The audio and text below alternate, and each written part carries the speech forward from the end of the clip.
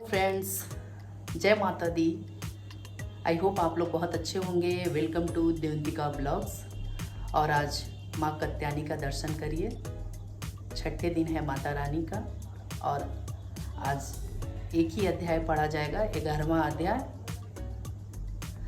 कत्यान ऋषि की पुत्री माँ कत्यानी कहा जाता है माता रानी को। तो अब हम आज पूजा पाठ करेंगे माता रानी का। पूरे 9 दिन एकदम सुबह सुबह उठकर और जय माता दी सबके मुंह में रहता है। और फिर माँ के मंदिर में आकर लोग माथा टेक कर पूजा पाठ की शुरुआत करते हैं। तो चलिए अब हम भी चलते हैं माँ रानी को पूजा करने, माता रानी को, कत्यानी माँ को और सभी देवी देवताओं को। तो जय माता दी। तो सबसे पहले आप लोग माँ कत्यानी की दर्शन करिए शारदीय नवरात्रि में माता रानी को। और जैसे रोज़ करती हूँ नवरात्रि में पूजा, उसी तरह से माँ कत्यानी का भी करना है। 9 देवियों को कल का फूल माला चढ़ा हुआ हटाकर साफ करना है माता जी का आसन।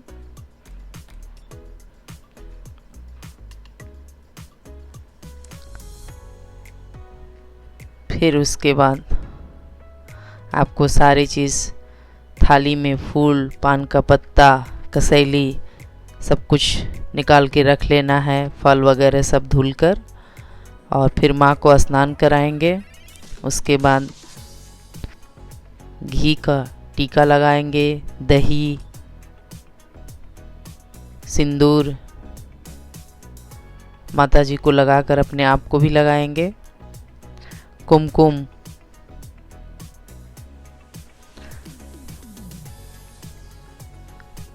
पान का पत्ता, कसैली, लौंग, इलायची, शहद, हल्दी और सब देवियों को, जितना माँ के मंदिर में देवी होती हैं, सबको सिंदूर कुमकुम लगाना होता है। उसके बाद माता रानी का जो प्रसाद होगा उसको हम चढ़ाएंगे। काजल, मेहंदी, सब चीज़ आपको पिछले ब्लॉग में है क्या क्या मैंने माता जी का श्रृंगार किया है। और फिर प्रसाद चढ़ाने के बाद माँ को दीपक दिखाएंगे, धूप अगरबत्ती,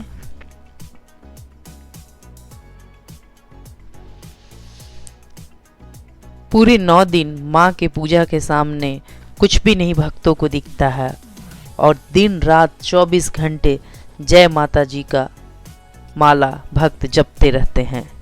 तो फिर अब माता रानी को माला पहनाऊंगी।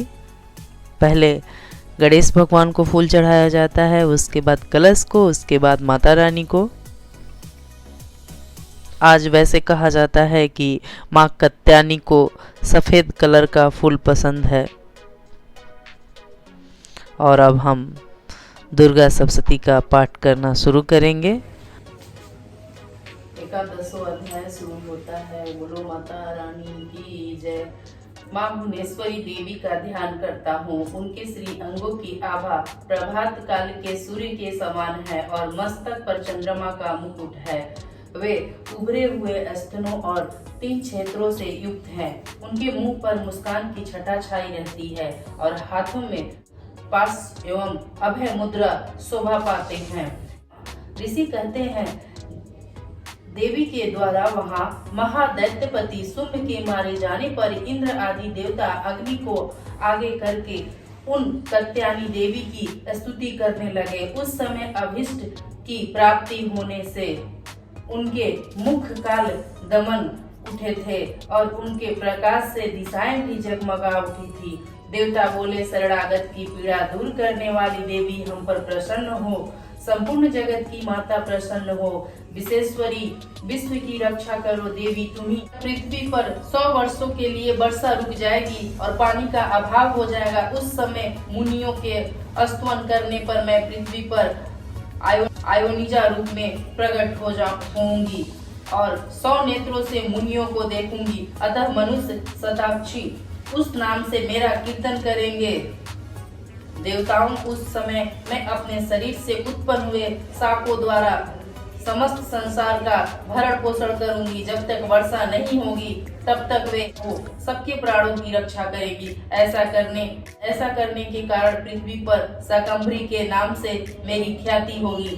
उसी अवतार में मैं दुर्गम नामक महादैत्यों का वध भी करूंगी। इससे मेरा नाम दुर्गा देवी के रूप में प्रसिद्ध होगा।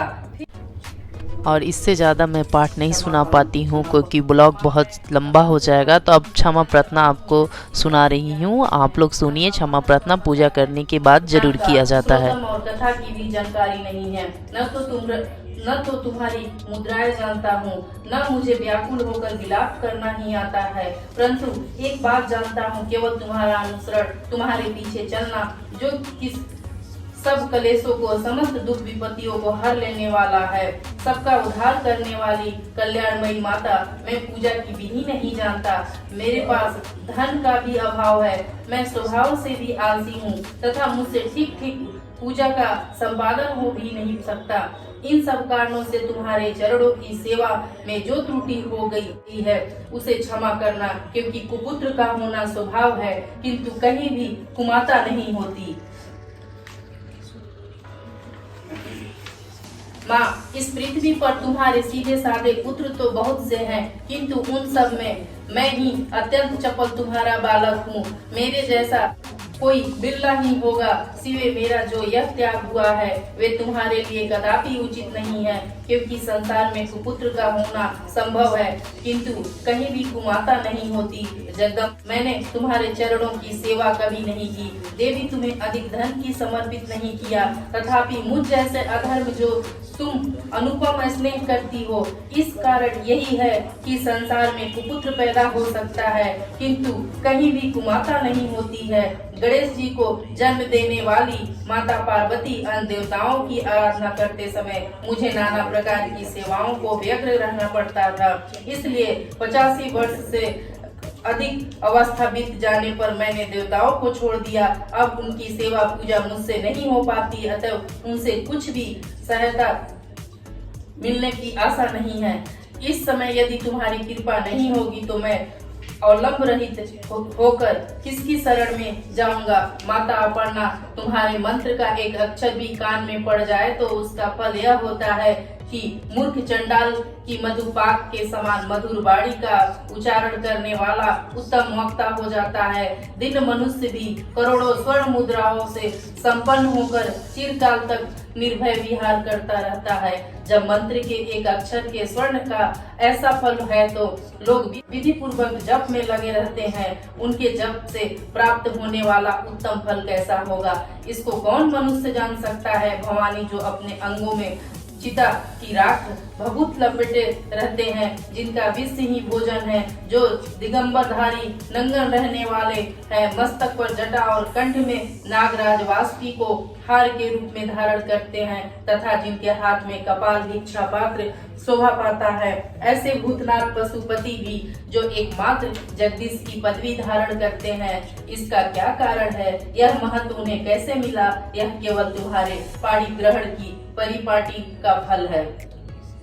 तुम्हारे साथ विवाह होने से ही उनका महत्व बढ़ गया। मुख में चंद्रमा की शोभा धारण करने वाली माँ, मुझे मोक्ष की इच्छा नहीं है, संसार के वैभव की भी अभिलाषा नहीं है, न विज्ञान की अपेक्षा है, न सुख की आकांक्षा। अतः तुमसे मेरी यही याचना है कि मेरा जन्म मृडानी, रुद्राणी, शिव श्री भवानी इन नामों का जप करते हुए बीते।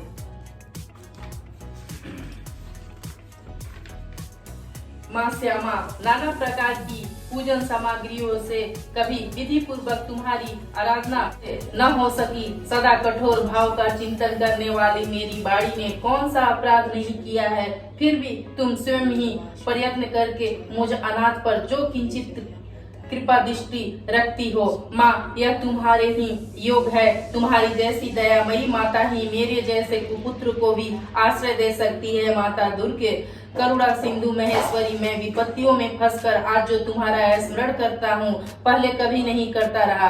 इसे मेरी सठता न मान लेना, क्योंकि भूख प्यास से पीड़ित बालक माता का ही स्मरण करते हैं। जगदम्ब, मुझ पर जो तुम्हारी पूर्ण कृपा बनी है, इसमें कौन सी बात है? पुत्र अपराध पर अपराध क्यों न करता हो, फिर भी माता उसकी उपेक्षा नहीं करती। महादेव, मेरे समान कोई पाप की नहीं है और तुम्हारे समान दूसरी कोई पाप हरनी नहीं है। ऐसा जानकर जो उचित जान पड़े वह करो। तो आज आप लोगों को पूरा क्षमा प्रार्थना मैंने सुनाई और कुछ पाठ का अध्याय भी सुनाई। अब आरती का समय हो चला है। तो आज माँ कत्यानी का पूजा पाठ संपन्न हो गया। माता रानी सबको सुख शांति समृद्धि दे। और कल रात्रि माता का पूजा पाठ होगा, हम वो भी दिखाएंगे आप लोगों को कि किस तरह से माता रानी का पूजा पाठ किया जाएगा, 9 देवियों का। और जिन लोगों ने मेरे चैनल को सब्सक्राइब नहीं किया है, प्लीज़ आप लोग सब्सक्राइब कर दीजिए, बेल आइकन बटन भी दबा दीजिए,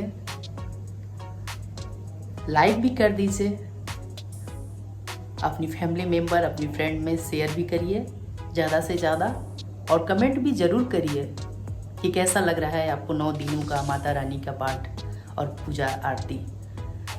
तो मैं कल मिलती हूँ, माँ काल रात्रि का दर्शन कराऊंगी। टेक केयर, सी यू, जल्दी मिलती हूँ। जय माता दी, जय माता।